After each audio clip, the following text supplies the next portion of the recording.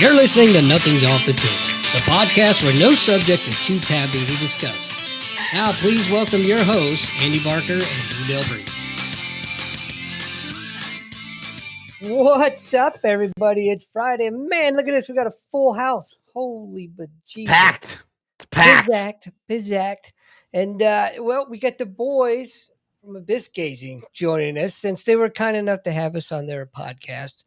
Twice. Well, one of you twice. Right. Well, I'm half the man, almost literally, that Lou is. So, I mean, yeah, got that going for me. Genetics is a bitch, but that's besides the point. Well, welcome, fellas. It's about time we're making this happen. We've been trying. Yeah, And here we are. long in the works. Finally got it all worked out with schedules and everything. So for our grand audience of 3, 1,000. yeah. Always had a 3,000. couple. Yeah. Always had a couple zeros on there. Why don't Mark? Let's start with you. Why don't you go ahead and introduce yourself real quick? Tell us where you're from and what got you into gazing into the abyss, if you will. Well, I actually met Josh through a horror movie club, based out of Winchester, Virginia. Psycho Fucking Cinema. whores. Yeah. The group is called Psycho Cinema, and they do a lot of events out there in the Winchester area at the Alamo Cinema Draft House out there. And I met Josh when he was looking for just a guest for, was it the Ted Bundy movie, I think it was? Well, yeah, I'm gonna get the title right. Yeah, he was looking for a guest for that. And extremely wicked, shockingly evil, and vile. Yeah. And I ended Had up a good time. Yeah. that's how we met, and I just kind of didn't go away. And that seems to be the basis of most of my relationships, is I just don't go away. And we kind of Like herpes. Yeah, something like that.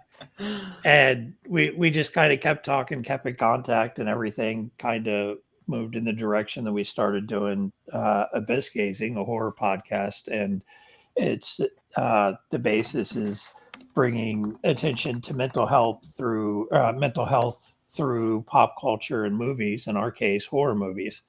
And Billy over here, I've known for a long time.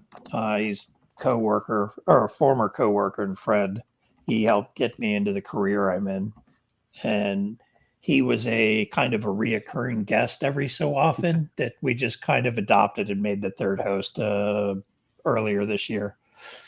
So he's like a fungus. He kind of just grew on you.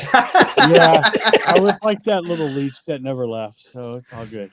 That's all right. He's kind of starting to. He's been helping our parent company, Victims and Villains, which is the organization Mark was referring to, into some of our local events. And now a lot of the people that have also done Victims and Villains in Virginia also really like him. So I'm afraid he's a fungus that's here to stay. and we kicked Mark to another state, so it's all good. Pretty much. Billy got his own Villains and Victims email, and they still haven't given me. No, he hasn't. He's like, fingers crossed. I like to stay neutral and out of the inner family feuds, but man, that's hurtful. I just kicked him out like that.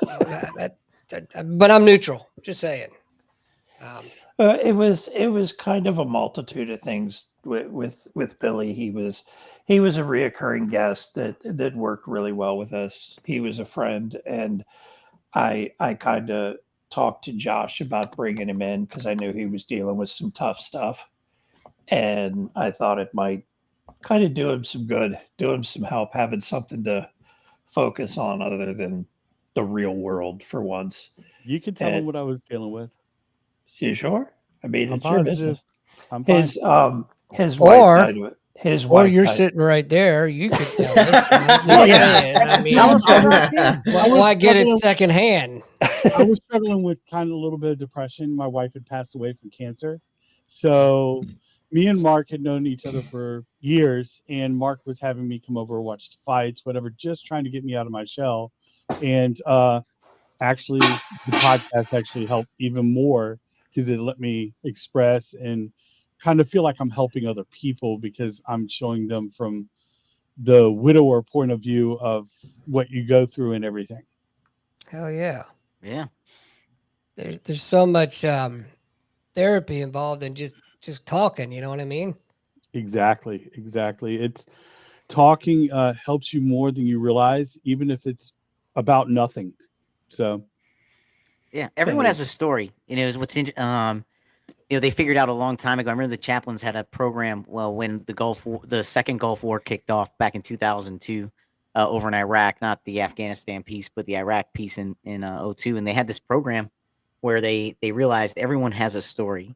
When veterans come back, they want to tell their story. They have to get it out. They have to tell their story. And that's where I got, sort of I changed around that statement of, everybody wants to tell, but there's no common frame of reference, right? right. And then, that's the one thing I love about, abyss gazing is it has found a niche to gather around a common frame of reference, to get together and tell your story, around horror movies. Like, how cool is that? Like, like that is crazy. You don't even have to. We don't even agree a lot of times on whether or not we like the movie. And like when you were there for The Fourth Kind, you weren't particularly a fan of the movie, but we were able to talk about the mental health aspects of it and things like that. And so aliens. Mental health, bringing mental health in the conversation, it also allows film podcasts to not only encourage people to come outside of what they normally have with their viewing experience, but also to kind of take a more neutral approach to that and kind of realize that, hey, at the end of the day, we're all kind of messed up and we're all kind of dealing with these things, and like, let's talk about this and like, let's find out what goes through this journey together. But in my experience, I vote that 9 times out of 10, it's 2 of us against 1. In terms of movies, it's either Mark and Billy really like the movie and I hate it, or me and Billy like it and Mark hates it. That's typically how that goes. Now let me ask this quick question: which one of you, right, by majority vote, which one of you, if it's good, it's okay; if it's great, it's good, right? And if you say it's okay, the other 2 aren't going. Who exaggerates? Who exaggerates their reviews the most? Well, considering the fact that out of the 3 of us, I am one of the only staff writers that actually reviews films for the parent company, Victims and Villains, I would probably say that I have the most neutral stance on a lot of things. And I mean, I also have a lot of very strong feelings. Like, you can obviously see the Immaculate poster behind me.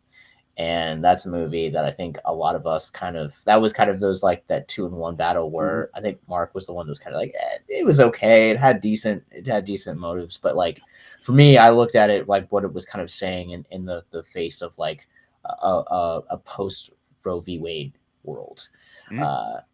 And that's part of the reason that I love it, because I think that's an issue I'm very passionate about. And, kind of that jaw-dropping ending made it one of my favorite films of the year. I did some reviews, some reviewing for Victims and Villains, but it was, with the way I am, it was taking a long time to do reviews, and I was having a hard time. They would say they'd need a review by a certain time, and it was hard for me to keep up with it. So I kind of haven't really done a lot of reviews in a long time. But one of the big differences is Josh goes in kind of examining a movie, where I will go in wanting to be entertained. So there's movies that I like because I just found them entertaining, that he's dissected to death, that he hates, or just doesn't understand the appeal to it. Well, so it's kind of funny that way. So even our dynamic real quick, we're not in school, man. You don't have to raise your hand. Look, I'm just like this. I'm like in defense, man. My desk is right Hey, here. he It's does that fine. during the podcast too, so Yeah. it's all good. It's just a force of habit at this time. At this No, not you. No, Ah, okay. No, you're not the teacher's pet. You can't talk. Right. So, Fuck, I've had it with this podcast. I'm gone. Yes. Even back when it was like Mark and I before Billy kind of came on board, because Billy is the newest addition to our dysfunctional family. yeah. Of Mark and I, we it was always kind of like you had that back and forth, to where like if one of us agreed, one of us didn't, one of us disagreed, and it kind of like we went through a string where it was like a lot of podcasts that were just like that. But that's always been the dynamic that Mark and I have always had. Mark's been like, I'm the guy that's gonna wing it. I'm the guy that takes notes. I look up, a lot of bring a lot of education, a lot of mental health, and because at the end of the day, like I want to make sure that we're finding a way to bring the conversation back to mental health. Or if we're going to do an episode like we just recently did Black Friday, which was intended to be a really just dumb throwaway episode. Racist. And ended up, I'm sorry, Green Friday, as it's been called. Yeah. Because it's the color of money. That's also like that was one that was meant to be kind of a throwaway, but like I don't know. I mean, it became a serious conversation. Seriously, it became a serious conversation. We Yeah. all worked in retail at one point. Yeah, and it's I think he does, like he said, he does a lot of the kind of analytical side of it. And I mean, yeah, I wing it a lot because that's just how my brain works. It's kind of weird if I go in doing a lot of the prep and stuff that he does, I come off more deadpan and rehearsed. So it's funny you say winging it, because the two shows that I did with you guys, I normally go into a film wanting to be entertained, but I knew I got to pay attention to these guys. So it was kind of cool because I looked at it through a different lens, if you will, pun intended. Thank you very much. Well, all seriousness, I think we kind of agreed that the first episode you did with us, Bram Stoker's Dracula, we both kind of agreed that was one of our better issues that year. Yeah. Or better episodes. Yeah. Better episodes. Yeah. It was a fun one, man. It was. I was like surprised because I was like, the movie was like very like meh. But then I was like, all right, like I can get behind the conversation. Those are the podcasts that I really love to produce, where I feel like really like neutral on a movie, and then you get into the conversation, you're like dissecting it and like, this is how it made me feel. What about these characters? And oh my god, Keanu Reeves. Bro. No, I like going in and trying to being the new guy. I'll watch it 2 or 3 times sometimes if it's not one that's in the theater that we're dealing with. So I could go back and look at the storyline and be like, all right, well, what other way can you take this story, or where else can this be, or what other versions of mental health are in here? And I try to bring that up whenever we're doing our podcasts and everything, just as a different set of eyes, or, watching it. Yeah. I tell you what, I was so looking forward to doing the podcast with you guys when Lou was on with us, because I could not wait to see how Lou's brain analyzed and picked that movie apart. I'm in both a positive and a negative way. I mean, I was waiting. I knew I was in for a treat, man. I was buckled in, seatbelt, fastened.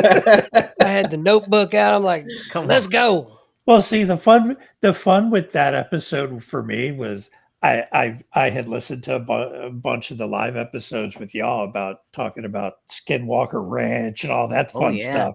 So the idea of doing the fourth kind came up, and Josh just went, "We need Andy for that."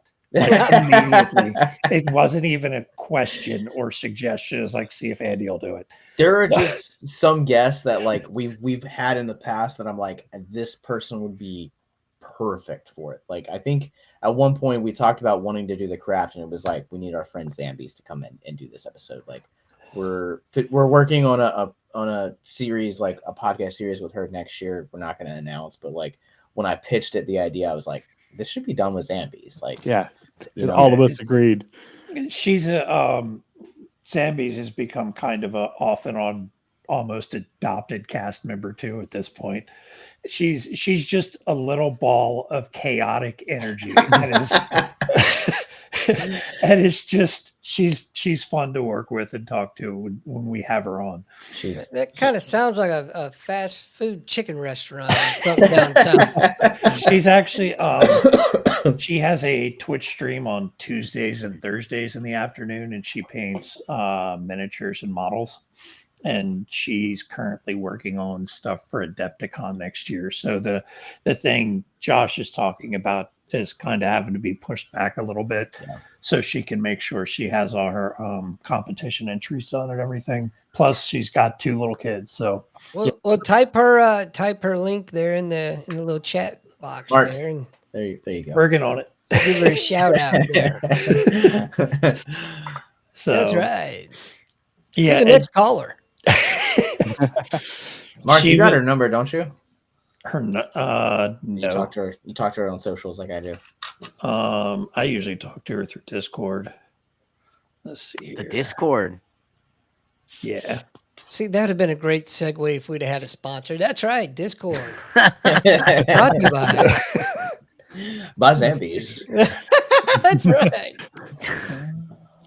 That's hilarious. It'll let me put it in the private chat, but it won't let me put it over there in the public one. Oh, well, let me see if I can. So that's fix her. That.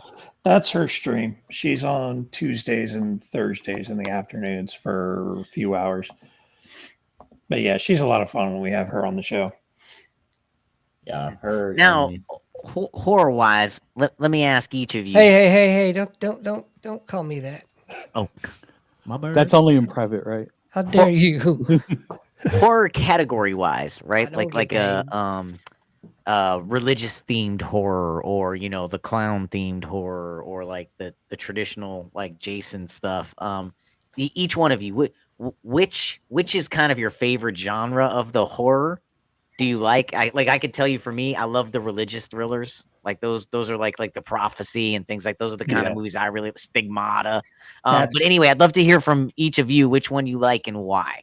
It's funny you mentioned the Prophecy and Stigmata. Those are 2 I've talked with Josh about doing. So we should they're my favorites. I could do casting. I could tell you when I could do directing calls. We should should do Stigmata, and we should try and find a priest to come and be a guest. Oh. I'd be kind of down for that, just throwing that out there. Billy, your genres. Yeah, Billy, guess your genres. I go ahead, Billy. I was going to say I grew up on Freddy and Child's Play. Child's Play was always one of my favorites. As Josh can attest, I have the Child's Play dolls. I even brought them to one of the cons one time to sit at the table and everything. Oh, what's the girl's name? Tiffany. Okay, I remember Chucky. Jennifer Tilly. Yeah. She came out in 3, right? Was that her debut? 4. 4? Okay. Yeah. 4. Bride of Chucky, yeah. I am slashers with religious close second. So my 2 favorite horror movies are Rob Zombie's Halloween 2 and Hellraiser. Oh, okay. So yeah, I got some mad love for old Doug. Wait, hold on, right there. I enjoy a good slasher for some good mindless violence most of the time. Big fan of religious horror, paranormal, and for some weird reason, found footage. My least favorite. I know. Found footage. I try to stay neutral on it, but I'm leaning towards Josh every time we watch found footage. So for the explain that. Uneducated like myself. Found footage. Yes. Yeah. The Blair Witch was probably one of the most prominent ones that everybody knows. Paranormal Activity. Yeah. Okay. It's the ones where they're either recorded through security cameras in a house or a facility, or with handheld cameras the whole time. They're kind of hit or miss because they're very formulaic. Yeah, Right. they're extremely they're fake formulaic. news. It's Fake a news. style. They're like CBS. It's referring ABC, to the fake style. news, fake movies. Fake, I fake. mean, I was gonna say like Fox News, but I mean CBS works too. That's fine. They're all fake. Right? But it's one of those things. If you can find the right ones, they're a lot of fun. But a lot of them are just, you can tell they're just following the formula of the things that got popular before them. But Kind you of can like that what we just did, Devin. Devin, Oh, God. Devin was horrible. It was so bad. It was directed. We went to it, and because it was directed, it was the directorial debut of JWoww from JWoww. Jersey Shore. And I was like, Oh. I'm kind of interested to see what a reality TV show host Yeah. like star can do with a horror film, and it was painful. Right now, it sits at my second worst movie of the year. All What I was can your say is, worst? Jay, wow, Terrible. I'm surprised you thought it would be worth a shit. Dude, my curiosity got the better of me. I was like, I just Right. want to see it because I'm so curious right now. I think I originally I have a mentioned Cinemark it. credit. You did. I just went in neutral because I didn't know what to expect. At this point, if two or three of us, Billy, like say that we're gonna do it, you're kind of arrested into doing Yeah. it. Pretty much. They're like, we're He's got- watching found footage. I'm like, okay, He's kind of along for the ride at this point. It's for the most part. Yeah, I I tell you, I could not get through Blair Witch. I know shit got like car sick watching it. It took me a couple of watches going through it, and earlier this year we actually were fortunate enough to screen a 25th anniversary during one of our film festivals, and we had a live Zoom call with one of the co-directors, and Wait, it's been 25 years. 25 years, 2000 or I 1990. think that movie sucked. 9. Yeah. And I thought it's one of those movies that like is like I understand its placement in the genre, and I think it's a good movie for a one. I know its watch. placement too. But for the genre, it's very overrated. I know right where it goes. It's to me, it's very overrated for what it is. It seems more like they tried to make it more than what it was, but it was I have to basically genius interject. marketing. I have to interject here for a minute. Boys and girls, if you don't understand what Uncle Lou's trying to say, let me bring you back to a time in Iraq when we used to burn shitters. sounds unfortunate. The Blair Witch was kind of genius marketing to make it as big as it was, but I don't think the story justified it. Some of the later entries were actually better. The second one wasn't the found footage, but the story was better to me, in my opinion. I low key really like the second one. The second one's a lot of fun. I think it gets an unfair rap because people came in expecting it to be just like the first film, and it wasn't. It wasn't, and people wrote it off. And eventually, I think kind of like went back and revisited it. But I think we saw the same thing more recently with like the relationship between Get Out and Us. People came in expecting another Get Out, and it was like, oh no, this is different. The Joker. What is this? The Joker too. Yeah. That's a musical. Yeah. It is. They even said this. It is a musical. It's a musical. It's fine. It's just the way you piped up and said it's a musical. It's like entirely different. I mean, it's entirely different. Made me laugh. Watch it just to mess with Mark. I mean, we got to watch it to mess with Mark. What are we watching to mess with me? Any musical. Oh, fuck off. Let me throw this out. Wait until I bring Repo the Genetic Opera. Well, let me tell you this. I'm on season 5 of Dark Shadows from the 60s. Nice. Oh yeah. I haven't even made it to Barnabas yet. It's still black and white. You know, that was the first soap. Yeah. Time to go color. I'm still black and white 5 seasons in. I mean, so I'm over 300 in, guys. I'm invested. Like these episodes are deep. I've heard good things about Dark Shadows. I just never watched it. Another one I heard about that was pretty good was Cold Shack too. Also. Yes, I have. I tried that once, and I saw my 11-year-old trying to watch, and I was like, "Oh no, we can't." She's like, "What do you want?" And I was like, "Oh no, we're done." I mean, in all fairness, though, you're talking to somebody who just before the podcast caught up on the new episodes of Dragon Ball. So, Oh, are you watching? Yeah, Heck I had to. So here's what I'm doing. You guys are gonna log off right now. I can tell. Here's what I'm doing. I'm force feeding myself GT while I wait for the rest of it to drop because I never saw it. Well, GT. So I'm like force feeding okay, GT right now. I'm gonna show off how nerdy I am. I don't even know what that means. You did GT that is on actually Wicked not City. GT is actually not canon. It has nothing to do with any of the other series. He made it without a book. It was it was created out of fan demand. When I was in Japan, they were making it. I like pie. It was so pie just cuts out the crap. Me too. Pie's really good. Pie. So lost right now. Mama, we're nerding out. It's one of the things. You guys see my Dragon Ball corner there? No, see that one in the middle? That's the Dragon Ball shelf. We had we did our first anime episode a couple weeks ago for Wicked City. Anime, more like Anna Gay. It's our second anime episode. I did the first one without you when you were on hiatus last year. What'd you guys do? Which one's your review? The one we did a couple weeks ago was Wicked City, which is an incredible anime. It's borderline hentai. It is borderline I was going to say. It's extremely horny. I strongly recommend it. And that line is drawn really low. We did perfect. Perfect Blue a couple years ago. Perfect Blue is a rough one.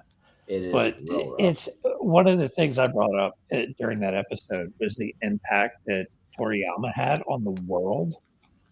That there were more people upset and making rest in peace comments and how much Toriyama influenced him when he died earlier this year than when the Queen died. The cartels would actually shut down business. Oh, yeah. That was in the news, because they're huge fans down in Mexico. Yeah. The influence that Toriyama had on the world is just, I think, unrecognized by people that don't want to admit how much of an influence anime and manga has had on the world as a whole. I think we lost Andy. Yes. Yeah. He doesn't watch. He doesn't like it at all. He doesn't like it at all. He's not interested in it. He doesn't care about it. I will say, if you want to hear my defense on it, go check out our Wicked City episode.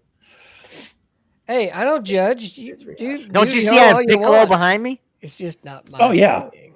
Yeah, I think I said something about the Piccolo the one time I was on your show. Are you talking about his pickle again? What? I also have if you're true like 80s nerds, I also have the Pet Shop Boys popped behind me. Just throwing that out there. But yeah, it's I find we come into some interesting situations and guests and just conversations in general doing the show. Yeah, it's like one of the I know we've said one of the best ones we had was with Andy that one year. That's one of our better ones. But we had the writer for the Old Ways. Oh God, such a cool dude. Yeah, he was so cool, and it's a South American possession movie.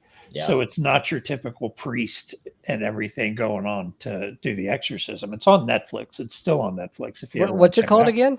The Old Ways. The Old Ways. Wait. It's The Old Ways, plural, not to be confused with The Old Way, starring Nicolas Cage. It's a Western. Oh, okay. So The Old Ways, plural.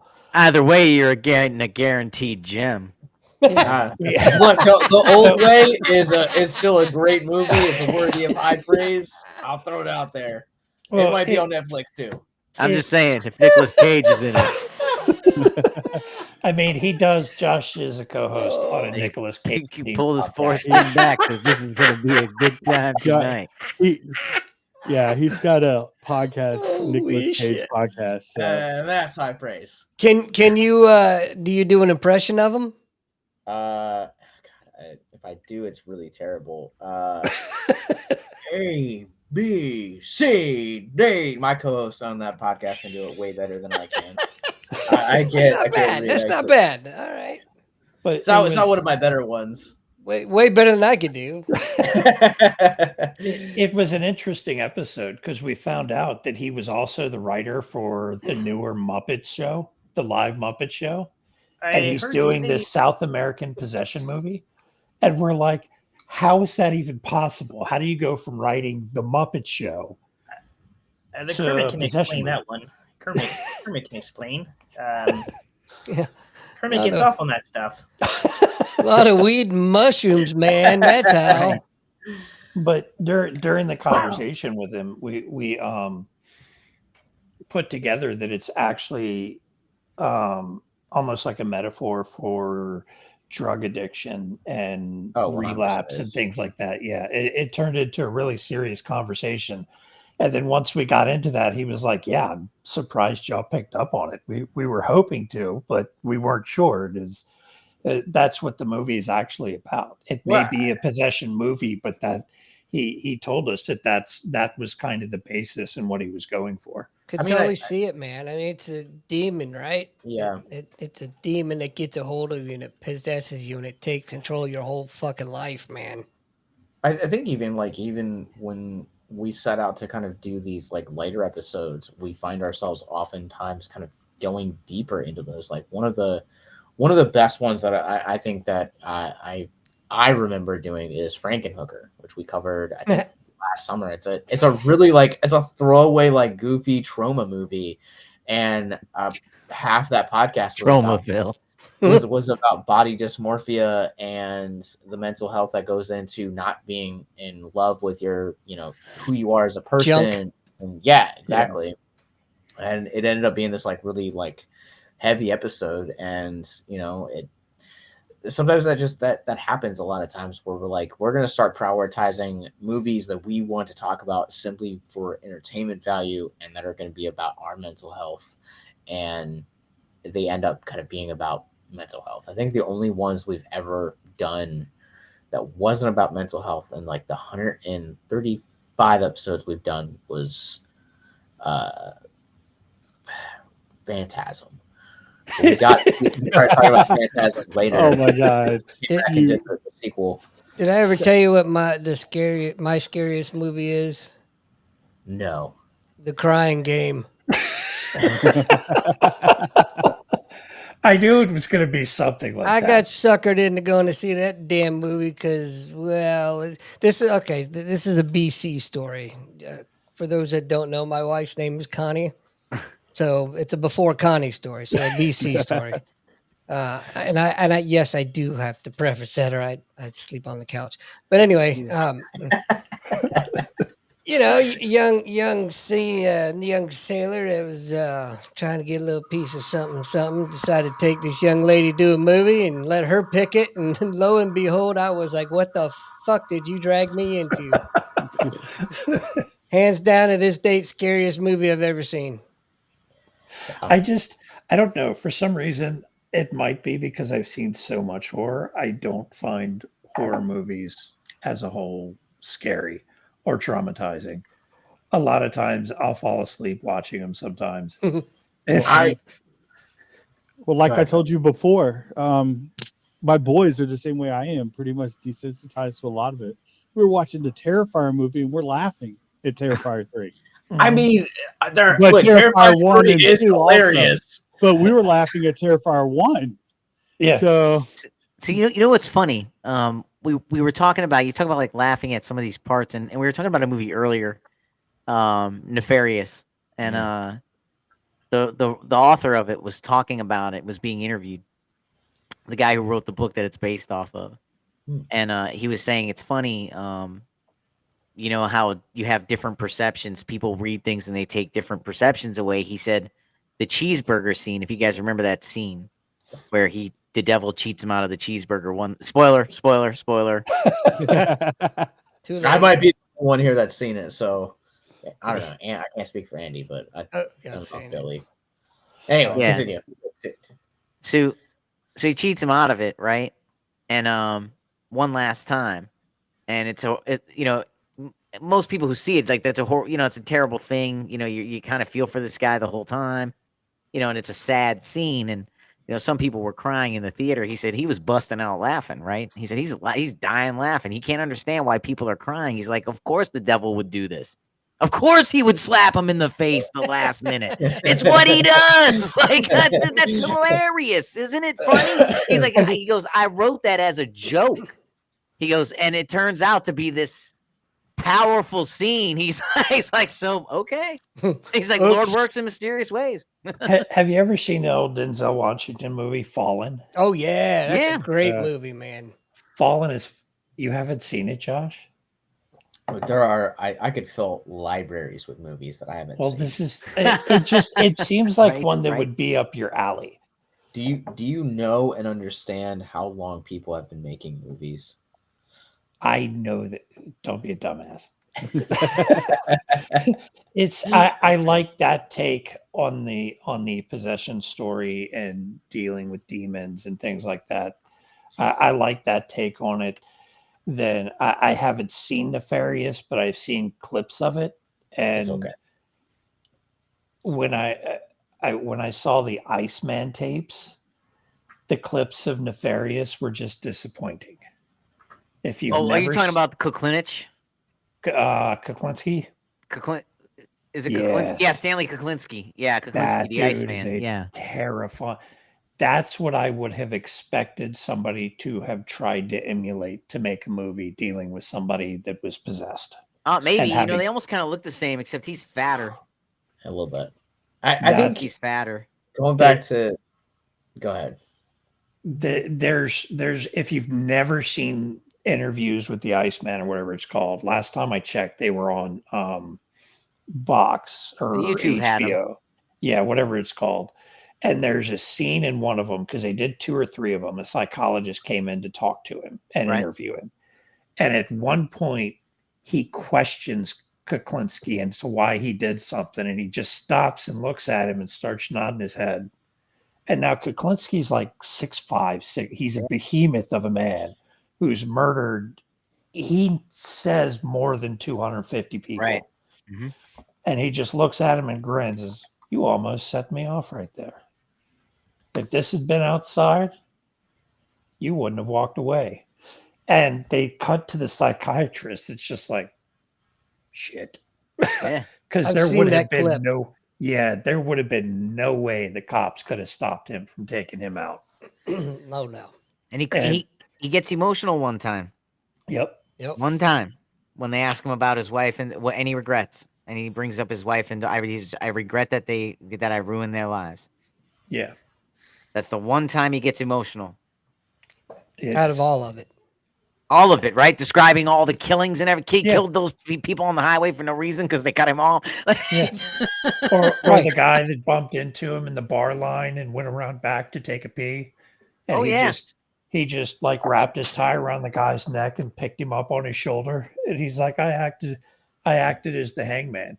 Oh yeah. Or how he used to blow the cyanide in their burger, go down to the other end of the bar and watch them eat it. Yeah. You know what? It's a disturbing fact about me. I'll go ahead and break down the wall real quick.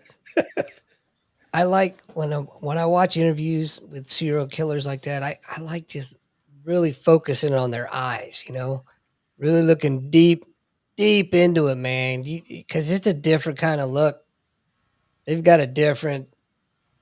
obviously a different way of looking at things, but just a different look about him, man. Yeah, he's. I've seen a lot of interviews, so probably like you have, but some of the stuff he says and the way he reacts to it is just that may be one of the coldest interviews I have ever seen from a human being. I want to ask a quick question. Sure.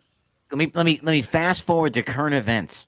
Right, we just had an assassination. Yeah, the United Health CEO. That is not the most recent thing I thought you were going to bring up. But continue. Okay. Oh, I'm sorry. Anyway, though, the guy, talk about like a movie plot. The guy leaves engraved bullet casings. Yeah, crazy. What do you think? We can go around the horn. I think it's going to be interesting to see how that event folds, because literally nobody. That guy will probably walk. You will not find anybody who will. It'll be hard to find a jury of 12 people that'll disagree with that guy. It's part of the reason that out of bringing it back into the what we do with Saw 6. My wife works in insurance, and Saw 6 is like the most justified that John Kramer's ever been, and I will stand by that.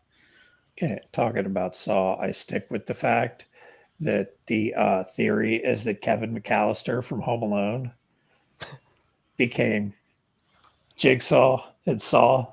I love that theory, and I will stick with it. But to your question, I think it's kind of mixed feelings. On one hand, he's got a family now that he's no longer there for. Yeah. So you have people grieving for somebody that nobody really knew outside of the fact that he's a CEO at United Healthcare. Now, healthcare is screwing the shit out of everybody for a variety of reasons right now. Yep. And I think it's kind of a sad state of affairs that people are celebrating somebody who has to answer to a board on decisions made about how the business is run. And the board doesn't even make the decisions how it's run either. Remember, the federal government passes laws. Exactly. So he may have been a target of assassination for something he's not even responsible for. And people are celebrating it. To make it worse, some of the people that are celebrating it apparently screenshotted the United Healthcare website before they took down the pictures and names of the rest of the CEOs and are posting them all over social media. Crazy. That's disgusting, man. So do I defend the healthcare with some of the shit they're doing? No, I don't. But as a human being, it's kind of fucked up the way it's being handled. The act of engraving the bullets from your horror mind. What do you think? I mean, to Mark's point, like I think it's wild. First off, to your point, Lou, about like the bullets, like the bullet is like I was when I came across that information, I was like, I'm sorry, nobody's going to turn him in. Like that's crazy for me to think about. For two, like to Mark's point, like I, as somebody that works in mental health, I think it is our healthcare system is 110% fucked. I hate dealing with insurance. I hate I think people get turned off to the idea of therapy because they don't want to deal with insurance. And I've seen quite a few loved ones that have sons or daughters that are suicidal, not just depressed, but suicidal, and are being told that they can't see that they won't cover therapy or any psychologist or medication, or they end up having to wait 6 months. So like our entire system is crap. My wife works in insurance, so like I feel like I can like adequately say that. But on the flip side of that, like to Mark's point, like as fucked as a system as that is, like nobody should ever have to take it. Yeah, there's no one person. There's no one person to say it's your fault. It's an entire system. It's like the same thing saying like I'm gonna boycott this movie because Kevin Spacey's in it. Like you do that too, man. It's a multitude of things, there's hundreds of 100,000 of people that are working on that, whether it's the people that are fluffing sorry wrong Everything people that are doing sound, doing cinematography, lighting, a number of different things, so it kind of seems crazy for me to think that, but I think it's the same scenario. Oh, along the same lines as what we're talking about. You've got a fairly famous case. I think it was in Alaska. The guy got put in prison, and last I heard, he may have been released because he was using the sex offender list to track down and kill sex offenders and pedophiles. Yeah. It's scandalous, man. I'm not going to put out. That's the same kind of idea. The crazy thing is, so healthcare is in Andy and I's wheelhouse, as well. And there's a guy, Stanley Hupfeld, who wrote a very interesting book called Political Malpractice, and he makes it he goes through great pains to go down the middle, right? To just go down the middle and say, like, this is these guys have no idea what they're talking about. These guys have no idea what they're talking about here. He made a very good point though in his book, and it's a short read. There'll be no healthcare reform until you have a legal system reform. And he talks about a 12-year-old that came to his ER in Ohio, and she came for a cold and a headache. So they sent her home with cold medicine. She came back a week later, same symptoms. They were like, okay, well, you still have the headache, so we'll do a CT scan. They find brain cancer. She dies 2 weeks later. Family sues because there was no CT scan first ER visit. Andy, do you scan the head first ER visit for a cold with a headache? Nope. He went around the nation to every ER residency program and sent the records for review. Every expert said, you're fine, go to court. The board settled for $20 million. Because they didn't want to go to a jury with a crying mother and a dead daughter and lose for 200. So they gave 20. He said, now, do I have insurance? Yeah. Are they going to give me 20? No. And they're going to raise my rates. And now that money now that money is not going to go into remodeling or upgrading any equipment. He said, and now I have to pad my coffers for the next lawsuit because I already lost 20 million. So that's guaranteed next time it's going to be 20 million or over because the precedent's been set. He goes, so now you're going to see on your bill a building charge of 32 cents and all these other BS charges. And he said, and that's what happens. He goes, until we figure out a way of looking at compensating or looking at medicine to where it's no longer the place where you can make one devastating error, right? I mean, if that's, it just can't be that way. It can't be where one mistake is catastrophic to the entire system, where it's hundreds of millions, especially if it's not negligence. Yeah. Well, I think it comes down to, like, a lot of good has come from capitalism. A lot of advances have been made because of capitalism. But when you start letting it play a major role in healthcare, you start running into these problems. What's the fastest way we can make a dime? And that's where I think a lot of the problem comes in. It's such a slippery slope. I think it's legal. I think you need legal reform. And Hupfeld offers too. You also have to take a look at something that we don't do too. Is we don't have a very good physician compensation model. He said they need to be compensated differently. He said, in France, when you become a physician, you don't have to pay for your house anymore. We got that covered. Just come to work. He's like, we need to look at things like that. I genuinely wish that America would kind of look at healthcare models of other countries. The fact that we are one of the only countries that has a thriving economy that does not allow their citizens to have universal healthcare is big mistake. But I understand universal healthcare has its own issues too. It does, and one of the interesting things that I think when you look at all these models and how these and how these things work, right?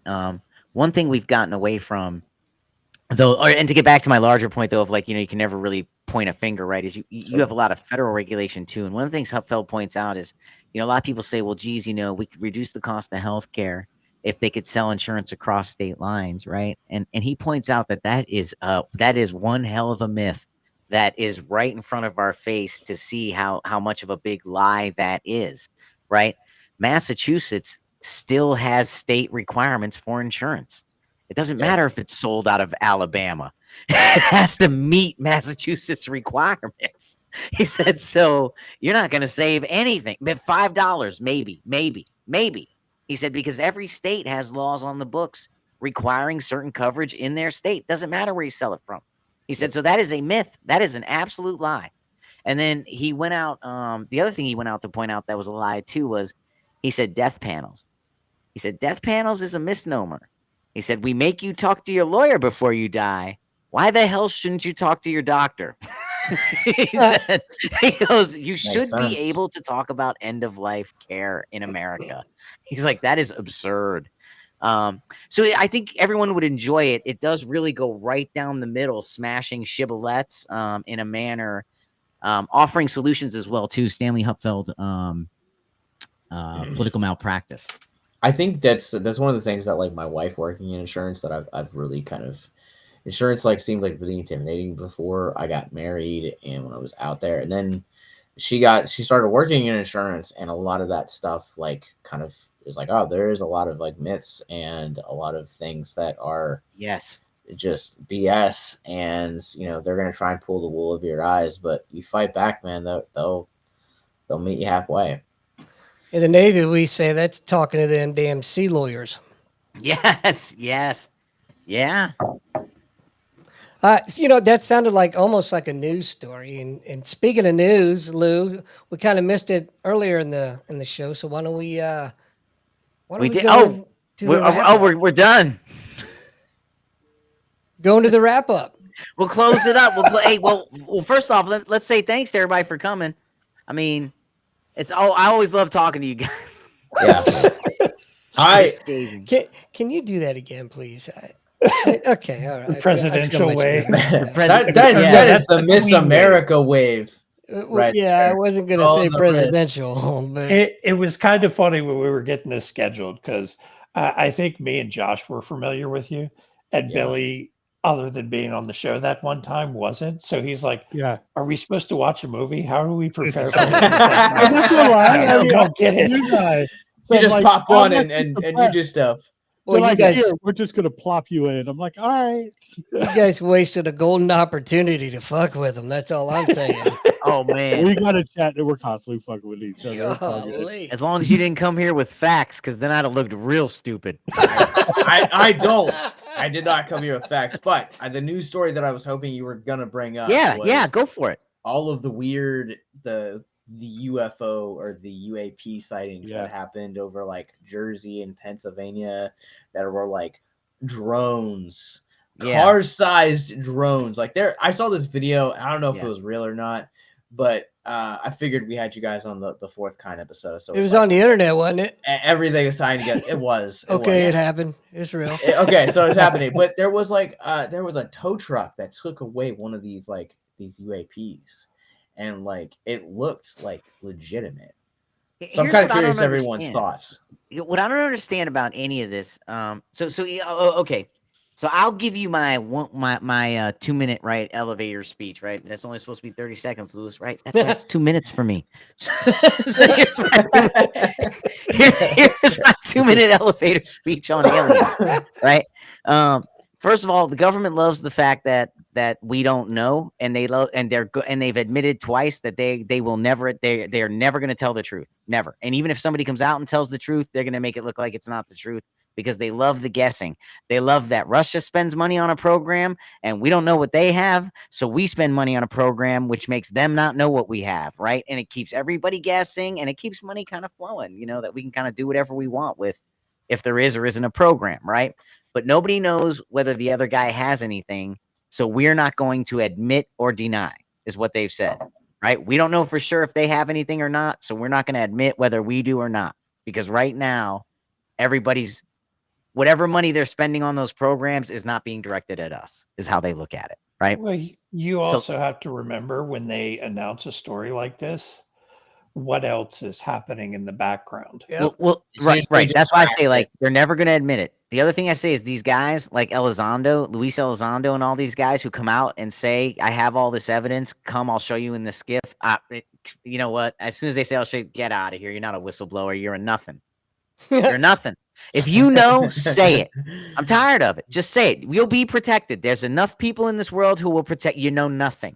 Yeah. You know nothing. You're a plant. You're out here just stirring the pot, keeping us going, because as long as they keep spending money and we keep spending money, it's less money directed at us purposely. It's like junior prom. You know what I'm saying? Little Sally's rubbing on your leg, but that's as far as it goes. Yeah. You know, it's Exactly. worse than getting jerked off. They're not going to tell you. They're not going to admit it. Nope. Do I believe it? Now, I have been learning some very interesting things, right? Like Do tell. about space and the universe. Like I've been taking this course on physics, and the guy was like, unicorns and atoms, right? You don't believe in unicorns, but you believe in atoms. Have you seen an atom? And I'm thinking to myself, I haven't. And he's like, if you're thinking to yourself, you haven't, well, you're like the rest of humanity because they're smaller than the light spectrum. Nobody's seen one. Talking about that, I heard a thing the other day that said on a molecular level, you don't actually physically touch anything because of the way atoms are constructed. I haven't gotten that far, but I'll tell you, the guy said that it was just a fascinating course on all these things, and they were talking about the space of an atom, right? He said the nucleus of an atom, you put it at the 50-yard line, you just put a BB at the 50-yard line of a stadium, and that's the atom. So the entire empty space and the void between it, which is why objects in motion are shorter because they compact the space. And he was talking about that's how that's how they think they can break light. That's where he's going. Yeah, physics is one of the trippiest things when you start getting into it. It's insane, man. He talked about the fears of the particle accelerator. He said, let's go through the fears of the particle accelerator. And he's like, this is one fear, that it'll become a segmentlet, and he's like, that'll basically eat the whole world and make it one big segment. He's like, so yeah, of course they freaked out. He's like, One of the other worries was that especially the CERN Hadron Collider, was that they were going to create a black hole and it was going to destroy. He talked about that. He said Hawking got a Nobel Prize on Hawking radiation that dispels black holes. And then the one thing he pointed out, and I thought this was fascinating, he said in the 60s we figured out that these collisions are happening in the atmosphere every day. Wasn't We're getting pounded from space. Wasn't it just really a participation trophy? I mean, come on. It's not like the guy's got anything else to look forward to. Shit. That's right. Except Epstein Island, but I mean, or Diddy's just hanging around, if you know what I mean. Oh man. I do. I'll tell you. I do believe, though. I don't believe we're. I don't believe we're alone. I think like Orson Welles, what a terrible waste of space. If it's true. I just think we haven't found it. I do also give Ray Kurzweil. Shout out to Ray Kurzweil's theory that I never heard anyone else posit. We don't sell our shelves short, right? Everyone might be waiting for us.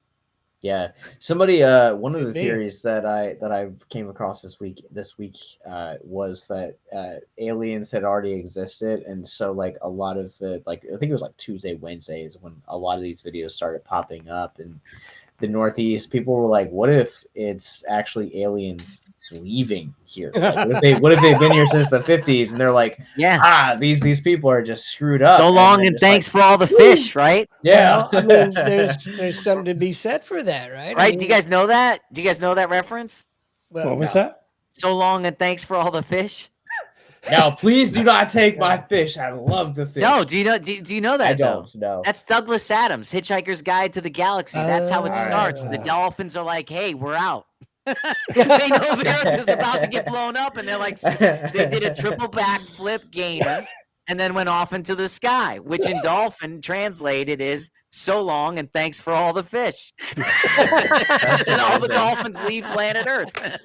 I mean, that's how Hitchhiker's Guide to the Galaxy starts. I'll tell you, if you guys have never seen that, you will. The most modern version is the closest to the book. You'll love it. That's we the haven't one with Mos Def, right? What's up? That's the one with Mos Def. Probably. I think so. I think so. 2004, 2005. Yes. Okay. Yeah. It is him. That's right. I mean, they did an entire Star Trek movie based on aliens coming to visit Wales.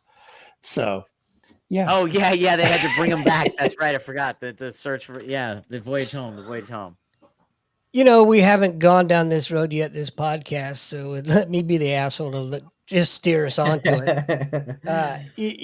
From if you want to be the ever retarded politician, if you will, you could say, well, you know what? Yeah, the aliens are totally taking off because Biden's about to get us into World War III. It's about to go thermonuclear on this whole planet. And Isn't that crazy? Did you see Russia has the Oshnik missile? Have you read about that? That I thing think is like a 2-minute delivery. I think it's the all shit missile. Yeah, the Oshnik. We're like, Oh, and shit, I here guess it comes. we're sitting here like, yeah, we got nothing for that, so we're just gonna chill out for a minute. Just gonna hang out here and try not to get caught by I have Iranians and read cry in a about small some of boat. the weapons they have talked about that they have, and it's like, Jesus Christ, what kind of insanity do these people have to design some of these weapons? Right? You're like, no way. People that watch all these horror movies. Yeah, they say it can drop stuff and like leave the next building alone. Like it's insane, man. What they call it? They dropped one on one of the terrorist leaders during Trump's first presidency. I think they called it something like a ninja bomb. It's the Oshnik. It has like 2 minutes or a 2-minute delivery from time of launch. Like it can be anywhere in like 2 minutes. This one, they dropped it. It went through like the roof of the vehicle it was in and just threw shrapnel everywhere and just killed everybody just in the vehicle. That's insane. Hurt anybody else, just the people in the vehicle. And they called it something like a ninja bomb or something. It's for specific strikes like that where they don't want high casualties. It's similar to a Sabo round is what it is. We're all old enough. Yeah, right. We're all Slap. Remember Slap? We took it all off the truck. They were like, Jesus, they'll be finding that for weeks. They used to have these things called slap rounds, right? You guys would have to Google it, but it's if you ever see a racer and he's firing it from the rifle, like it's that kind of like the aluminum. Something light armor piercing. What the hell it is? Yeah, it's like slap. Anyway, they call it SLAP, right? Is the acronym. And we took it off the truck, man, because I mean, you fire one round and it's gonna go through every freaking. They're gonna find it like 4 towns over. Right. These rounds are they're never gonna stop, man. So we just took them off the truck because right? Know your target and what lies beyond, man. I don't know what's a mile out from here, man, but that's where this thing's gonna be if I fire it. At least a mile. Recently read another one. Would they call it like the rods of God or something like that? Oh, that they drop the tungsten rods. I don't know that that's a viable thing. I don't know that exists. I don't know if it exists, but I've heard the theory behind it, and it's basically right. The impact from coming through the atmosphere with the gravity and everything. Yeah, it's just which ridiculous. Interesting. Talk about like learning things. When I was one of the things I learned was physicists are entirely amazed at how weak gravity is. And as an example, the guy held up a magnet holding a paper clip, and he goes, "Just so you know, the entire Earth is pulling on that paper clip." he's like, but I can generate a field to counteract the Earth's gravity here. He's like, we're amazed by that. He's like, that amazes us. He goes, I just want you to know that. And then he never talked about it again. Like, and I'm 3 hours in. It's never come up again. He's like, we're really amazed at how weak gravity really is. Yeah, and at the same time, though, it can generate enough force by drawing something in from like outer space. So he's saying those are other planets, like and stuff like that, and like all the rotations and things. He's like, but the Earth's gravity is relatively weak. He's like, it's other things pulling on other things, and he said, really, the biggest force in the universe is Jupiter. It's even pulling on our sun and causes our sun to wobble. And he said, if you were to like actually look at it, he said, like the Earth goes around it. He goes, but the sun kind of goes around too. It's like about Uranus. That's how they find stars with planets, is if they can find a star with the wobble. Right. With the gravity of everything. The gravity's pulling on it. Yes, exactly. You're right. That's exactly how they find planets, is what he said. Yep. They look for the wobble, and then they zero it in to find near planets, because the far ones won't really have that effect, and that's how they find the near planets. Because the far ones take too long to come around, I think, too. Now that we've gotten into the nerdy shit. Wow. And it's hey, anyway, we were gonna wrap and get rolling, but you guys have anything you want to finish up with? Talk about the abyss gazing? Uranus. Yeah. So oh wait, we're done with that? Never mind. Man, I'll tell you. So I'm typically the social media guy. So you guys can find Abyss Gazing. We drop brand new episodes every Wednesday at 6 p.m. You guys can go to anywhere you guys find podcasts from, or you guys can check out our parent company, Victims and Villains, where mental health meets pop culture. Victimsandvillains.net, where you guys can find other shows on our podcast network, as well as movie reviews, all of our social media, and also our mental health resource library. They're fun shows, man. Check them out. They're a blast. Seriously. Yeah. Yeah, it's a lot of fun. And Well, sometimes I have to bitch at Josh about not liking a good movie. Oh, Look, I could say the same to you. I mean, you didn't like Immaculate, so I didn't say I didn't like it. All I right, just said it was overrated. Mom, Dad, it'll be okay. wow. you're sleeping Don't on hit the me couch again. tonight. I mean, Stop fighting. I don't like it when you fight. my ultimate take on Immaculate was that it had Sydney Sweeney in a white nightgown that was wet the majority of the movie, and that's the only reason. It was one scene. It was Say it multiple louder. scenes. One scene. Multiple scenes. Well, it's the what's whole wrong? movie Does she when you have her leave it penis? on pause. That's all I'm saying. And he's complaining. Why? I didn't say I was complaining. that's what I was gonna just say. said That's what I'm that's saying. the Does only she have a reason it penis? did as well. Also, Monica Bellucci, Bellucci, Brotherhood of the Wolf. Go That's a check out great our movie, episode. Brotherhood of the Wolf. Yeah. And you can see why Mark really loves it. So much so that we made Monica Bellucci the album artwork. Is she in Brotherhood for of the that Wolf? episode. Mhm. Yeah, she was Oh, One of the her first ones. She Oh, was she's the amazing. one sent by the Catholic Church that was working in the brothel with the main character. Oh, Atta yeah, yeah. girl. Also, the reason why Mark loves that movie. It's great. It's a great movie. It's a great movie. I don't believe she actually exists in real life because I don't think anyone looks like that in real life ever. I think May not. It she's could be camera tricks. That's what Super Dave Osborne used to say. she was generated by the Matrix. Super Dave Osborne. Hold on. He used to say that all the time. yourself, man. Camera tricks. How'd you do that, Dave? Camera tricks. I used to love that show, man. I think I broke my spleen.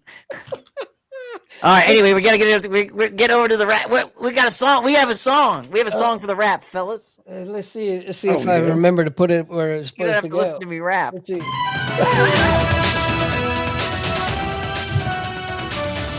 We need a graphic to like superimpose, man, like a giant mushroom stamp or something. Hey, all right, so I paid for it, so you don't have to. Who knows if we didn't do it? So I paid for it, so you don't have to, right? So here's a wrap of some of the podcasts I listened to this week that caught my attention. Right, 29 November 2024, Human Events with Jack Sobick. You know, he's a former Navy intel guy, and he talked with Mike Benz, who outlines how the administrative state uses the internet to spy on us. And the history behind it. Mike Benz is great, right? I mean, he's got a lot of stuff, right? This funny thing happened on the way to Ukraine in 2014. To quote Mike Benz, he worked at the State Department, and his whole thing is not whether things are right or wrong, you know, on what they're doing, but that, you know, everyone should be aware, you know, the internet isn't free. You know, what you're seeing is all scripted there. But he does talk about a lot of the involvement starting in Ukraine in 2014 on that outward facing stuff. For December 2024, we had hour one of Steve Dace had a takedown of the Supreme Court argument on transgenderism. I'm encourage you to check that out. I always say if I had 15 minutes, I'd be on the Steve Dace soap because they do start with a rundown of the crazy stuff people said on the news the night before. So you'll hear sort of what to look up if I only had 15 minutes. Human Events again with Jack Sobick, man. I like this guy.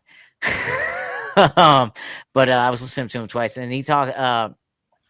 I'm sorry. That's a second type. Back to Charlie Kirk show today. If you listen to Charlie Kirk, he talked about the vetting, and he brought up another vetting question. I know we talked about that last week. He had a couple of those vetting questions. He said one of the things that we should feel confident is that, you know, during these vettings in the Trump meetings down in Mar-a-Lago, if they were or are current administration officials and they're trying to stay within the incoming administration, one of the questions they're being asked is, why have you not been you know, an agent of change? What are you waiting for?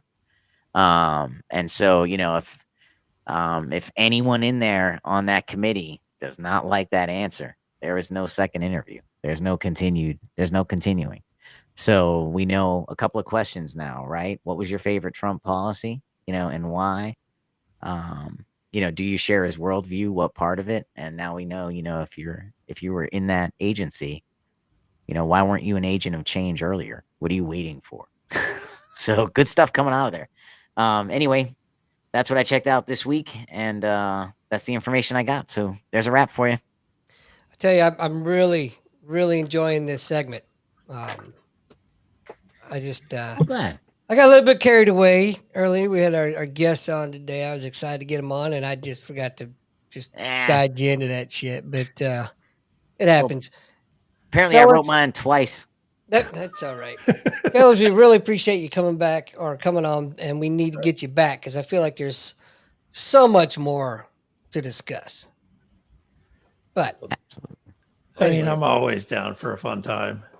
I am typically the hindrance that is the reason why it's taken us so long, is because I'm a busy guy. So I apologize. We should all watch Vampire Hunter D and make Andy watch an anime and review it. Yeah, don't break your arm patting yourself on the back there, buddy. That's all. So it's funny you mentioned Vampire Hunter D because I've been trying to get Josh to cover that on Abyss Gazing for years, and he's like, "No, do the new one, Bloodlust." Bloodlust is fantastic too. That's amazing. It was originally supposed to be a remake, but they went ahead with it being so different and just made it a sequel. Is it subtitled? You can get it in English too. Oh, I was gonna say I don't read. I don't mean to brag, but I do not read. I don't math either, but that's okay. Oh, somebody got me with it the other day. Who cares? Anyway, fellas, hey, thanks for coming on the show, and we'll make it happen again next time. Bye-bye. You're listening to Nothing's Off the Table with Andy and Lou and Admiral